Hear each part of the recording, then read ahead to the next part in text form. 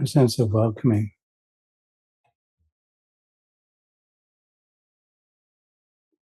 Sense of welcoming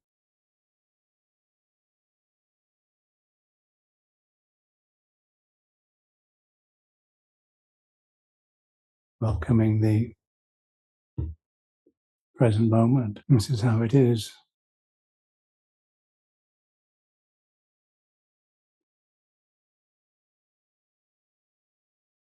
So settling,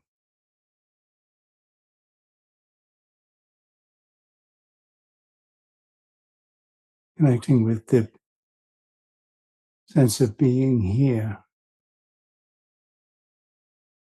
the sense of this particular time,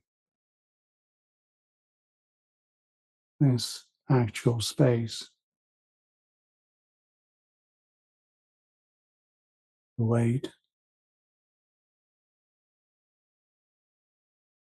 the mass, the actual weight, and the weighting.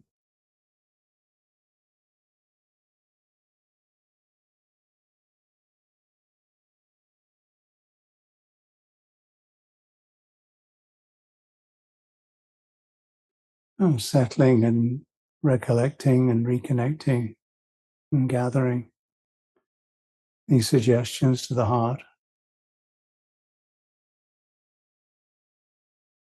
and the sensitivity of this moment.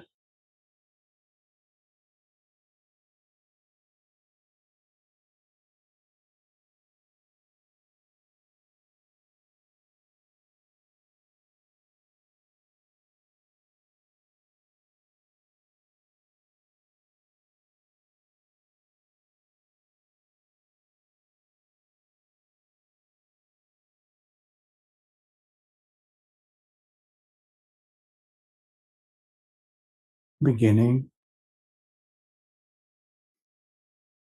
endless.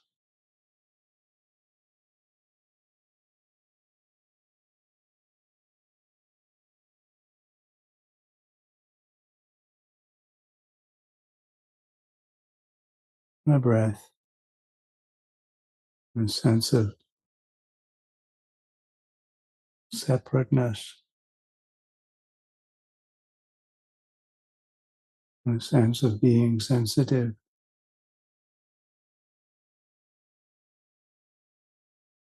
a sense of willingness to receive this present experience.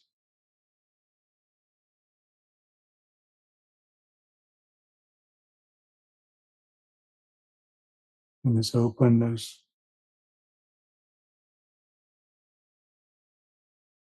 in this capacity to give,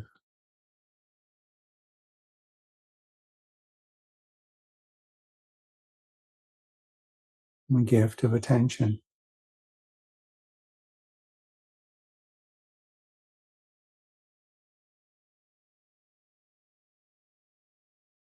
the gift of awakeness, the gift of life.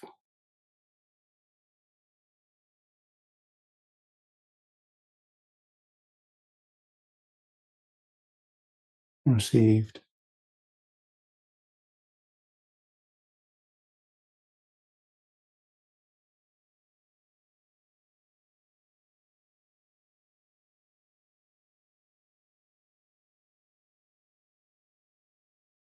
The regrets,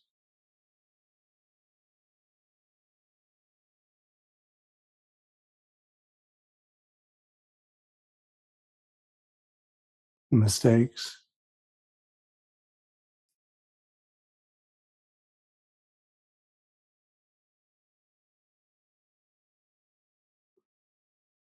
the sense of being here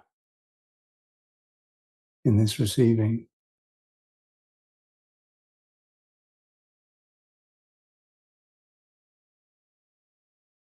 the sense of now,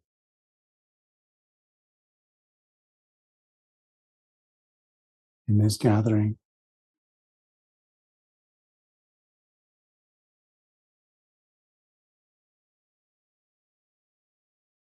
and gathering of the energy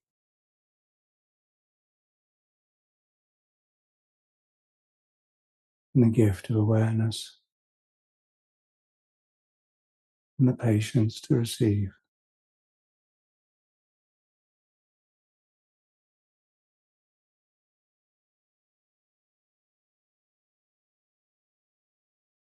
My breath is like this.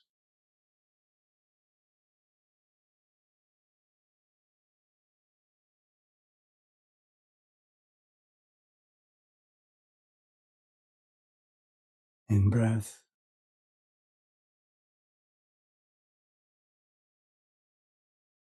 and out breath.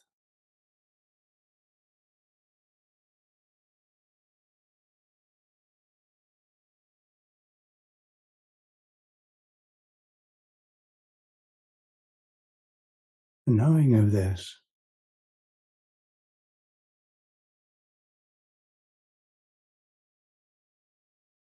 the whole of it,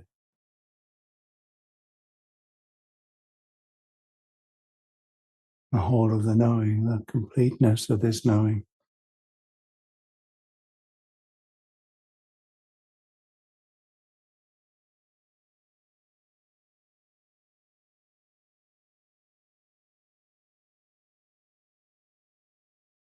And knowing and the aliveness to experience.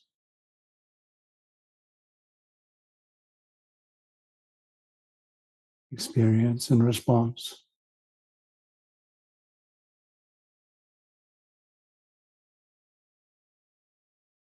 In breath and out breath.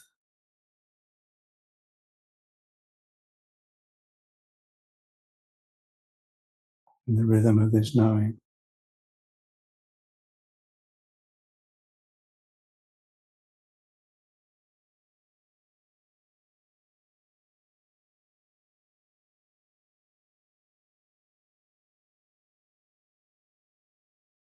With full permission,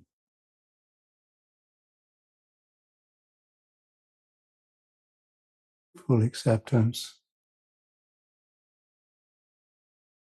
and complete release.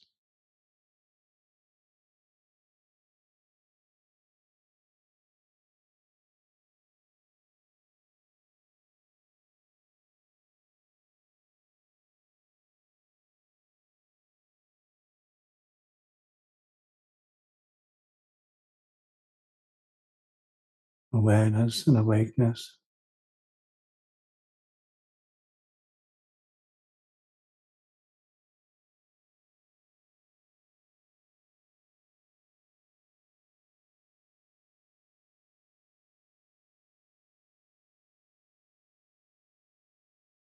In the moment.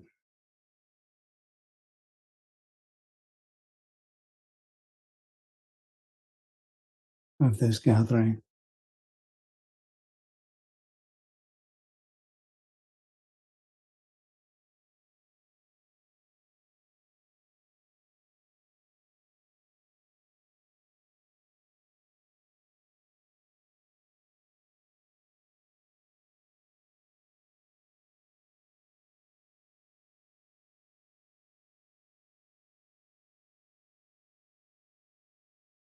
Release.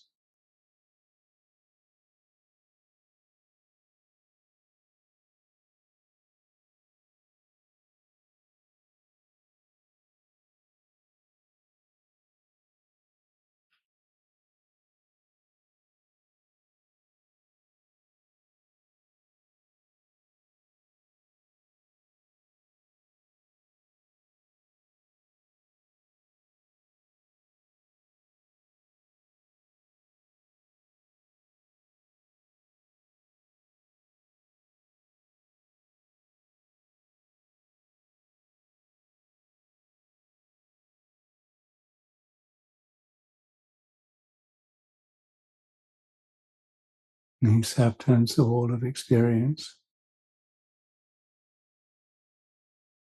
And the release of all regret, remorse, worry, fear, hope. expectation, anticipation, released.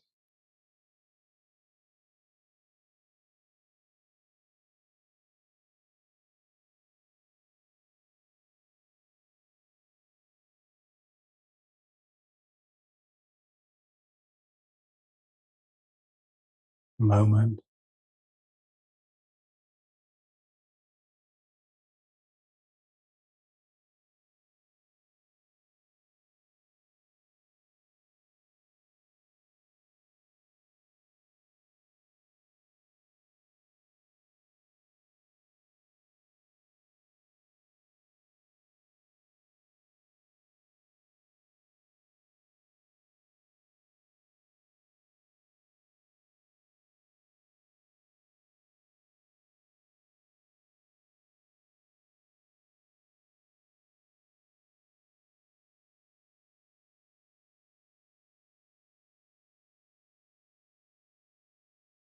before the labeling, before even the anticipation,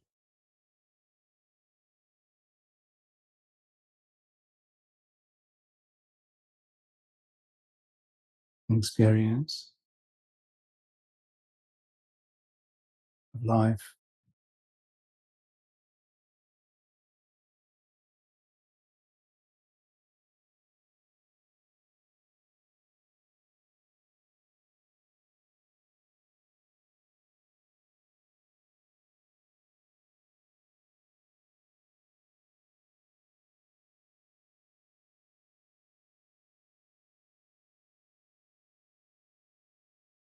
Awake,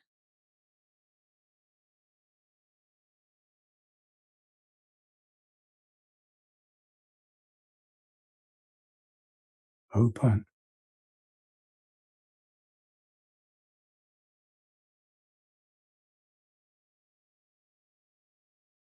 released.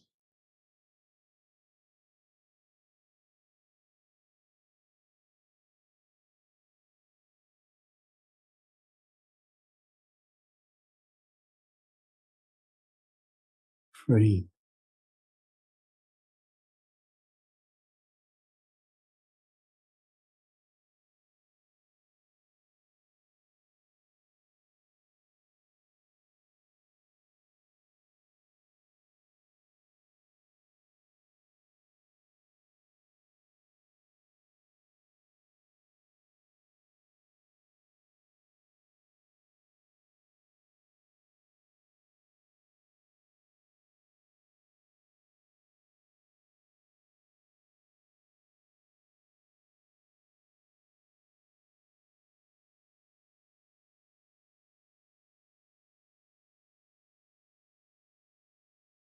fully here,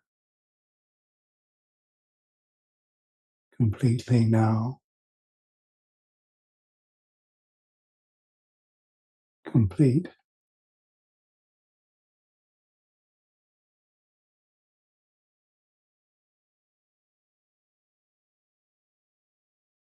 the whole of experience, the whole of life.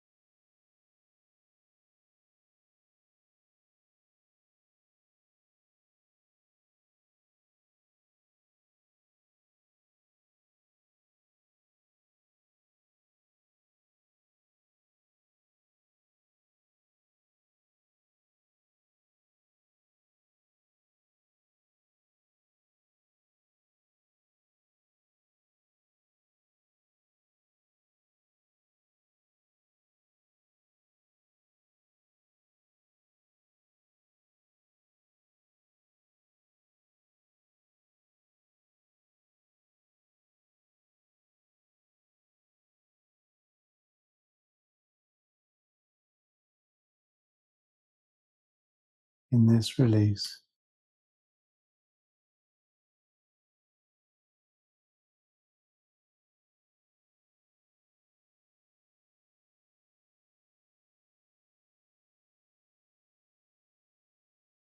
in this settling, in the stillness of life, life given to life,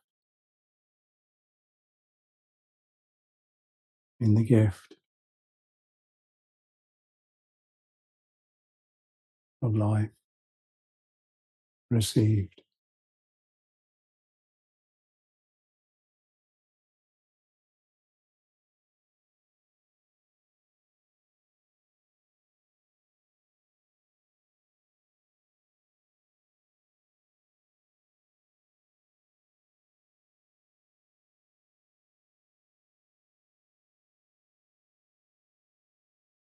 Nothing rigid,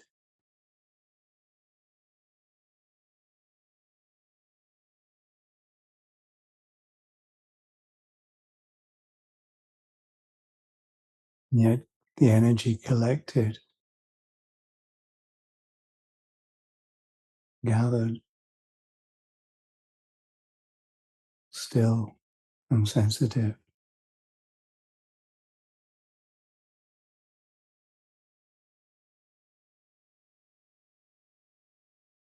still and sensitive,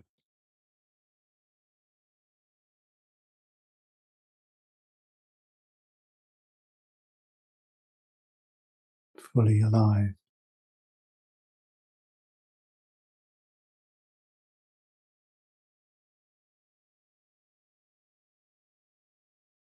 be able to bear,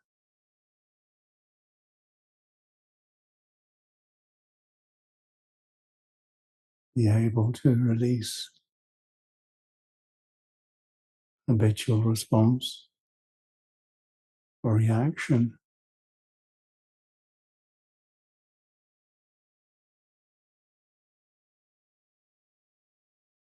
the gift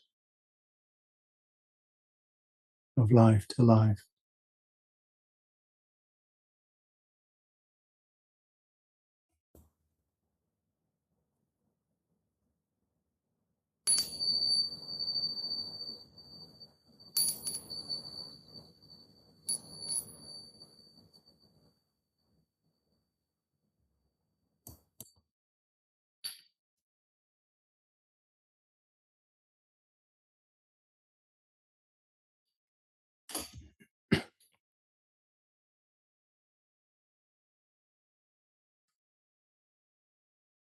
Namo tassa bhagavato arahato samma sambuddhassa.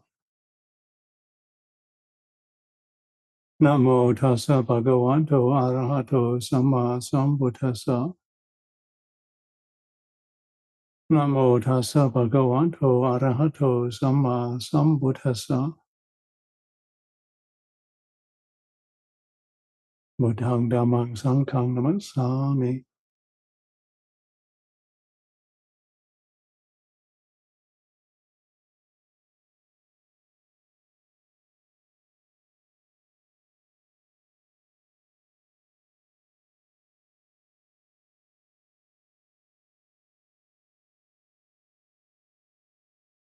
It's sometimes helpful to notice the baggage that you're carrying.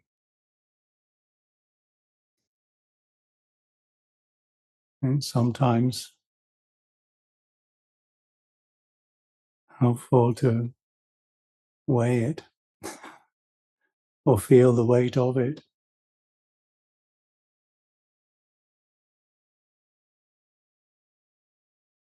The worries, the hopes, the fears, the regrets, a sense of ownership of things that seem to be out of control, a sense of control over the things that seem to be responsibilities, and the resentments, a sense of identity, or the sense of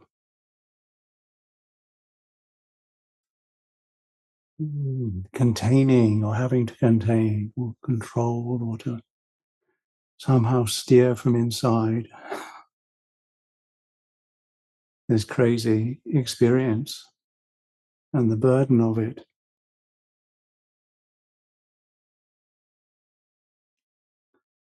The body itself,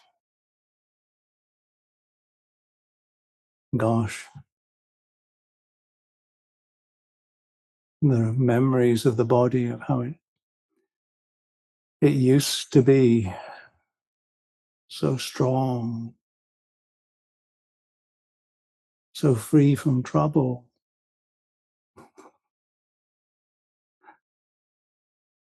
so the skin so taut, so soft,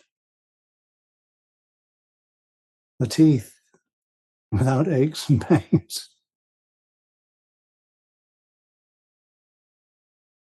the muscles supple, strong. All these wonderful memories that we can carry now of the things that we loved about this body. As it goes its way,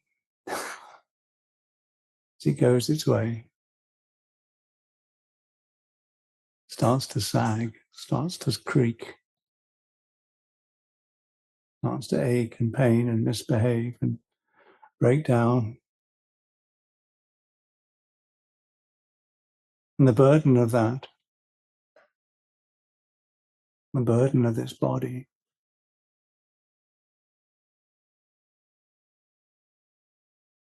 well, no, it's here.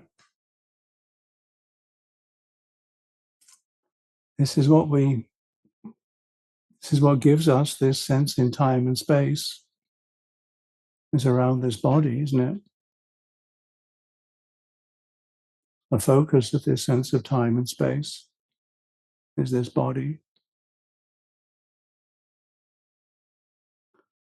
And the responses of the sensitivity to the senses, the eyes, the ears, the nose, the tongue, the body, the way that things are either attractive or somehow repellent in some way. Well, we just don't know what's happening. We don't know whether to go towards it or away from it, which is always a bit sort of scary. Not knowing whether what we're experiencing is pleasant or unpleasant.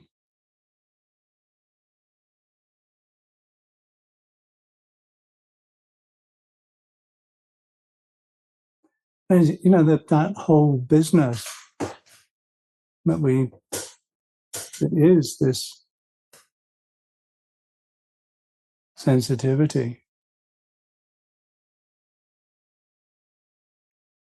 And then we make much of or add to in some way as we label and remember and have ideas about, all based on habits, patterns. This is the heaps of experience that is life, that our life, that we do feel that we have some sort of control over, either as something that is in us, or that we're in, or that we're identical with, or that somehow we possess. This is how we habitually relate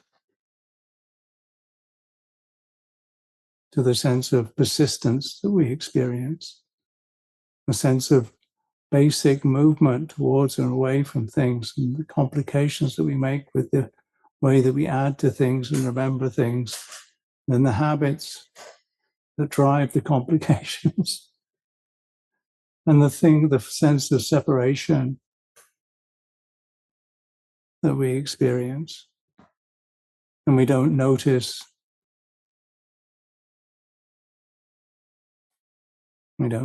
what actually is.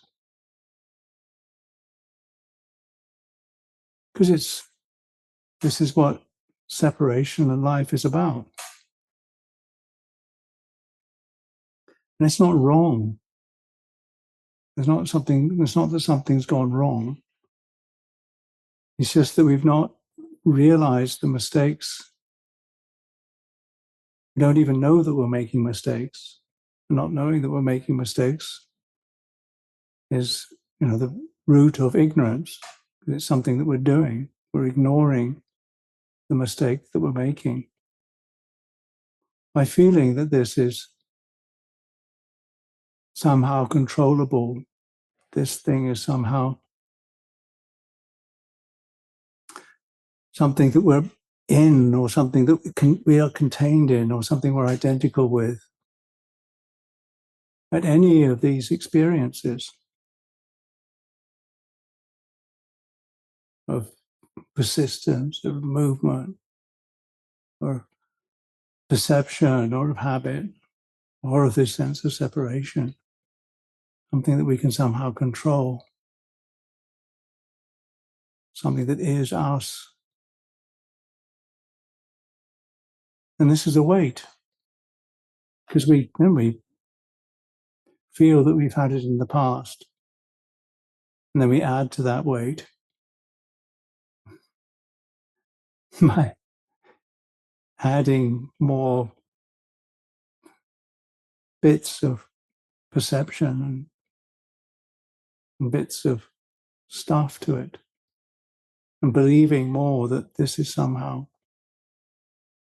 this was me, this was mine, this is myself, this was myself, and somehow this will be something in the future, or this is now.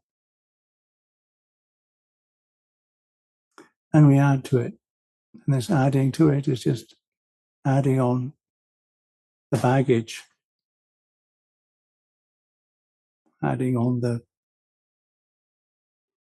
complication. This is the burden.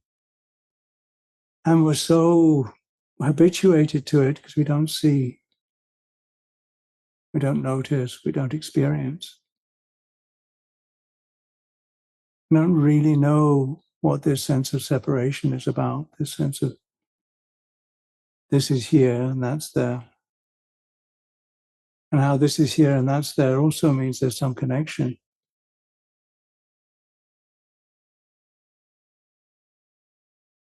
The separation is also a connection. And how clear is that connection? What is it that allows that connection to be there? What is it we overlook?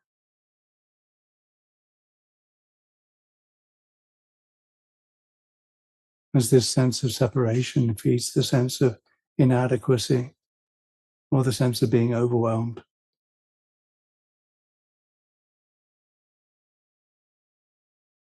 Can't cope with this sense of this body getting old. I can't cope with this sense of separation from this experience that I really liked sometime in the past.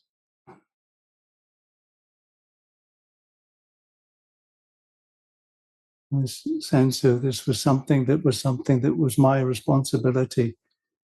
And the response to responsibility is a sense of resentment. No, because it's a burden. And then the sense, well, I shouldn't be responsible. And that's again another complication.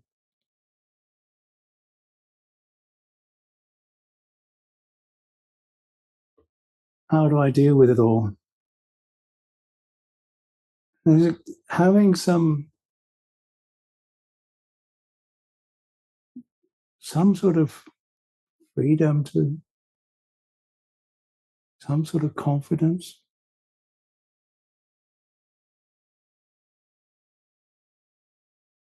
And in the practice of meditation, you've got this opportunity to grow in the confidence that life, this sensitivity can be born, can be experienced with the gift of attention, with the gift of not demanding things to be different, not feeling that things shouldn't be the way that they are. And even if that is there, the sense of, well, that's what's there, the sense that it shouldn't be this way. So you're not adding to the complication by any sort of rejection or any sort of grasping.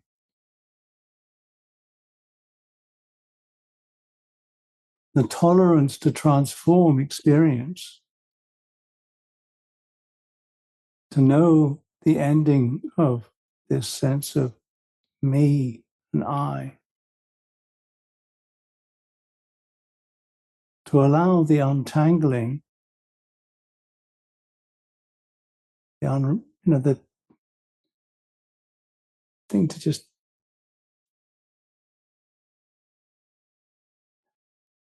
be seen with it in a different way, to be related in a different way.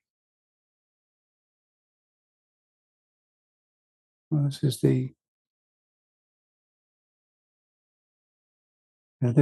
this sense of inadequacy, the sense of wanting something to be different, things of either getting or gaining, or wanting things to persist that are going to change, or wanting things not to change, wanting things to change that one doesn't want.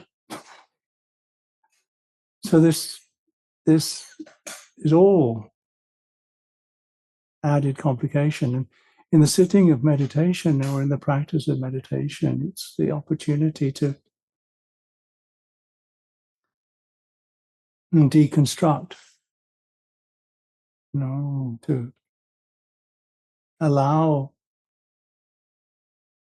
the neutral, the unnoticed,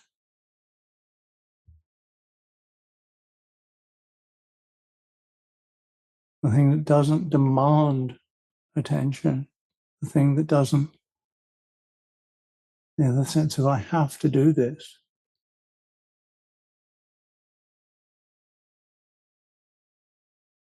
Allowing that to be transformed,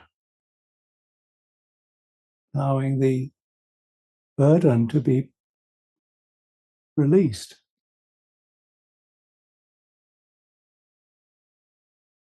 So there's no need to carry.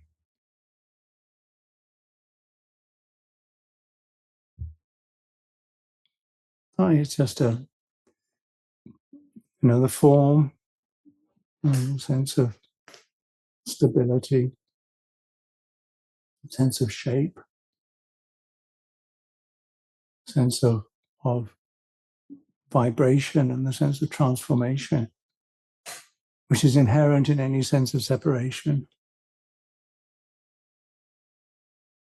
And then the responses that any sense of separation gives, and the responses that, for us, for this one, if they do work, and they tend to work less as the thing gets older. The eyes, the ears, the nose, tongue, the skin, sensitivity. And even the mind itself, the movement and the response to the irritation that is life. It's irritating. It's not supposed to be otherwise, because otherwise you'd be dead. The dead are not irritating. They can be irritating to the living, but in themselves they don't worry. They're not irritated. You can't. In the particular business of the whole construction of this sense of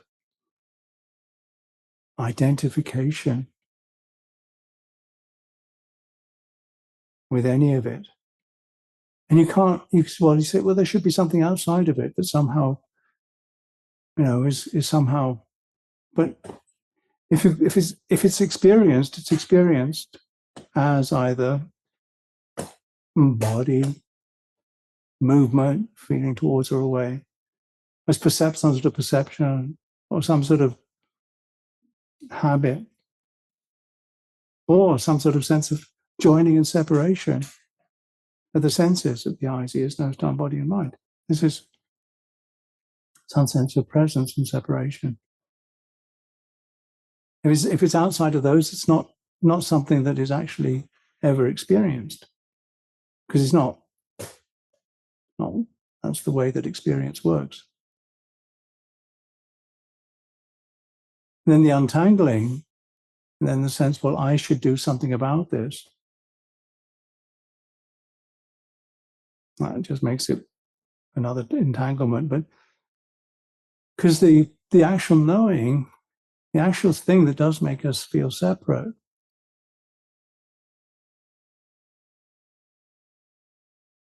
it's just this. And it actually joins, and it actually makes the rest of it possible. And that is not personal.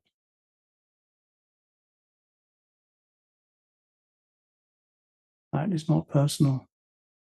And it's not even that I can experience it.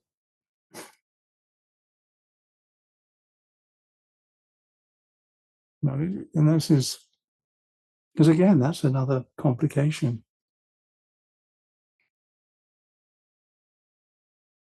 It just is that, the suggestion that I give in the meditation is a way of pointing or giving some encouragement from a sense of giving attention. In the giving of something, there's no expectation of any return. Otherwise, it's transactional. Well, the transaction in terms of I want to profit from this. If I give attention to this, then I want something back from it. Then I'm not giving attention. Because the giving of attention is just, well, and then the accepting of experience, the accepting of this sense of sensitivity without making sense of it, without trying to make sense of it. Because we really want to make sense of things. And there's very little that we really need to understand. This is stressful. That's all that we really need to understand.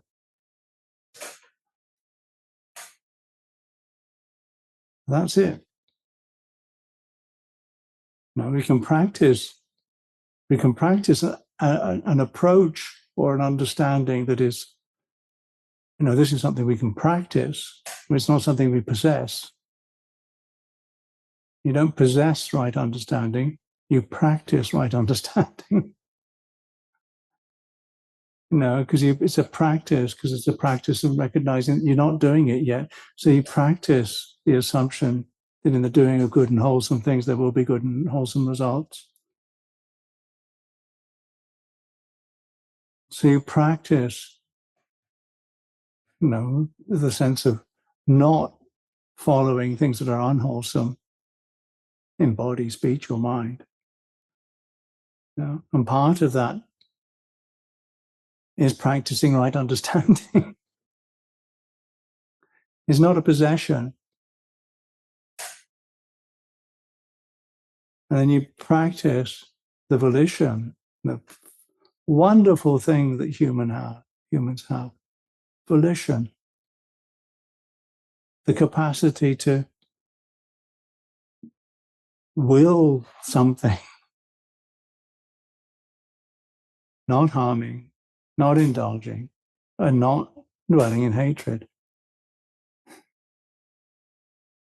This is an incredible practice That's what we can do. And that's the intention. The attention is inward then, so that you know, there's the knowing of what is being, what the volition is. So the speech is not about trying to deceive or trying to gossip or trying to use communication in a way that's harsh or harmful or just frivolous. No? Not spreading tales and stuff. And the person we talk to most of the time is in here, is this one. So be kind to the speech that you give to yourself.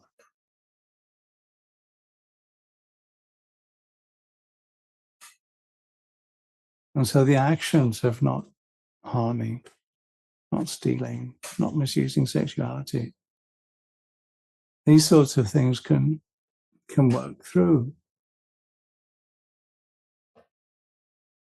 It's a practice, practice, practice.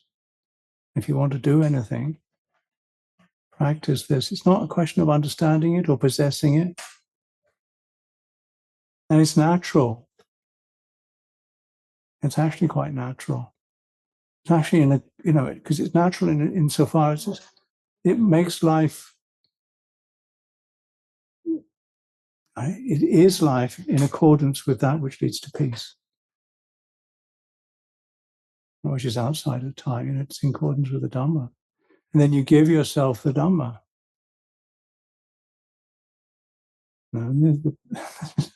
This is the gift you can give yourself,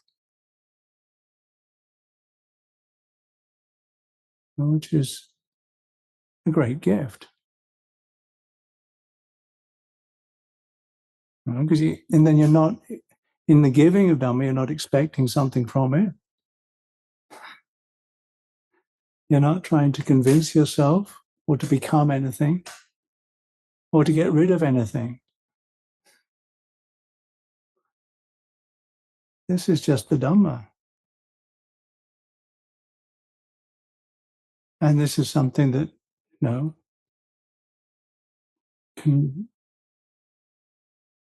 can work because you give life to life.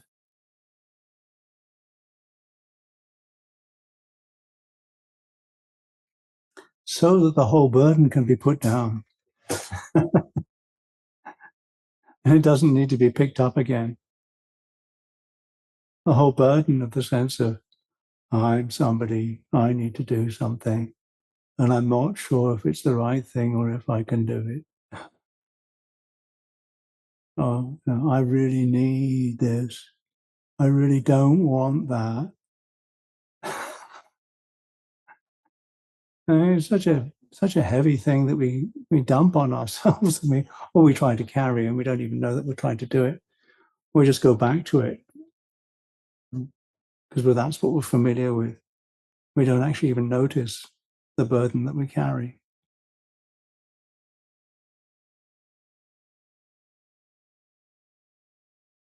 That's the suggestion that I can offer today, now, whenever it's picked up, if it's picked up. And it's a burden, sorry. It's another package. It's a tool, I hope, that if it's used well, will lead to less suffering. Don't use it as a way of beating yourself up, regretting, I should have known this last. Why didn't I know this before? No. I want this to happen forever. No, it's just, then you're just making burdens for yourself. Give yourself the Dhamma. Give yourself the capacity to practice the Eightfold Path. Give yourself the understanding that this is dukkha. All of this is dukkha. Anything that I take personally is dukkha. The whole kit and caboodle, everything. Anything that I sense that I need to control this, or I can't, I own this in some way. And then the causing of the dukkha is the sense of, I want more of it, or I want to get rid of it. And the ending of dukkha,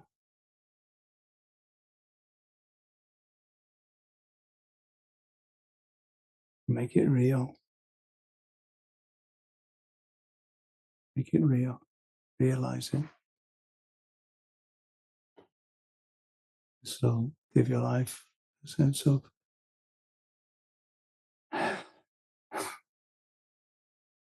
putting down of the burden. So I offer this for your consideration, and if it's helpful, and if it's not, leave it behind. Thank you. If you have further questions, let me know.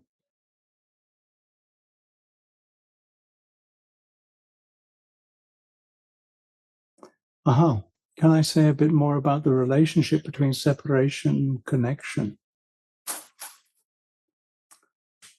Yes, the Atlantic separates Europe from the Americas, but it also joins them. The border between Portugal and Spain separates and joins. In England, it's easier because you've got a thing called the Channel. And that's definitely something that separates and joins Great Britain from mainland Europe. The sense that I'm here and you're there separates and joins. Yeah?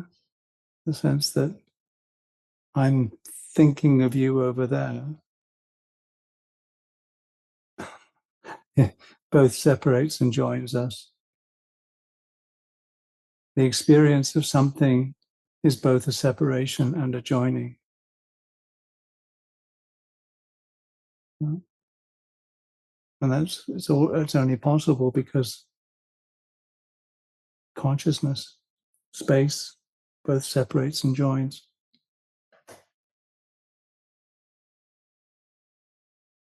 Silence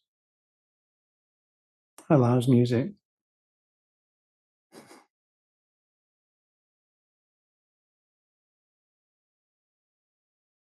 Well, separation is made up and consciousness is natural. Yeah, that's one way of putting it. Because natural. The connection is the way that things are. Yeah. And the sense of control is where the stress comes in, or ownership, or identification with, because then there's a sense of something to be protected or augmented. Yeah. The sense of, and that's where the stress comes in. Because naturally things are going to go the way that they go.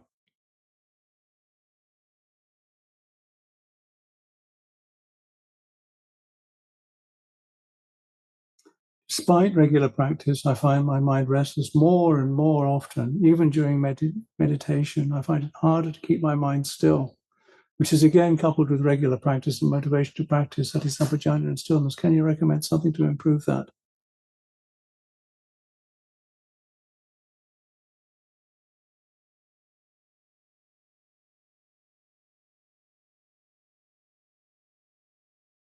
It's difficult to try not to try. It's difficult to it's difficult to let go. It's difficult to get the idea that I have to somehow control my mind. It's difficult to give it the space to just know it.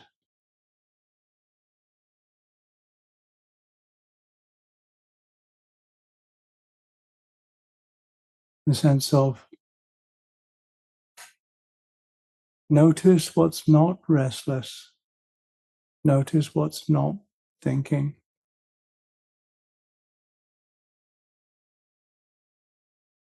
Or slow the restlessness down.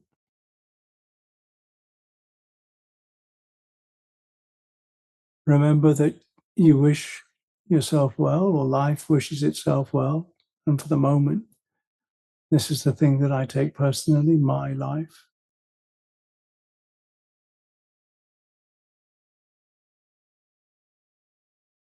Try different things like that. Or give the mind something really to hold on to, like learning a chant or the counting business. I don't know if you've heard the counting practice. 1 on the first out breath, 1 on the second out breath, 2 on the third out breath, 1 on the fourth out breath, 1 on the fifth out breath, 2 on the sixth out breath,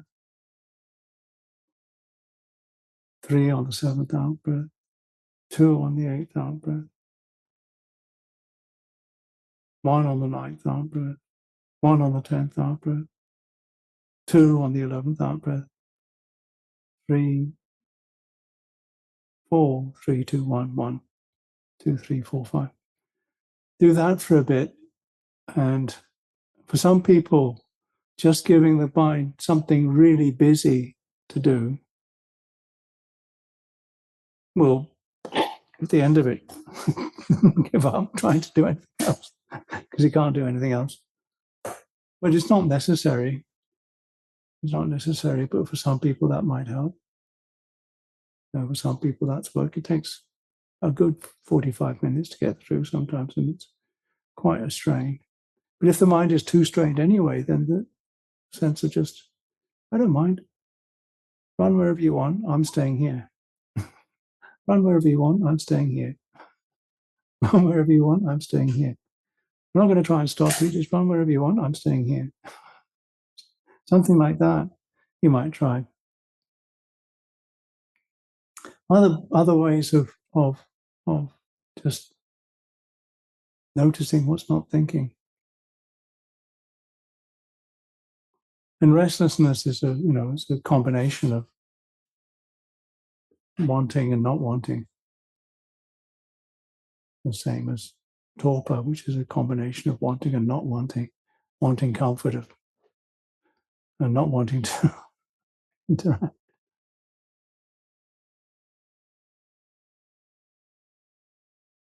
For me, this teaching was a hard kitty bit, but very useful to practice understanding in every moment. The senses are just dukkha.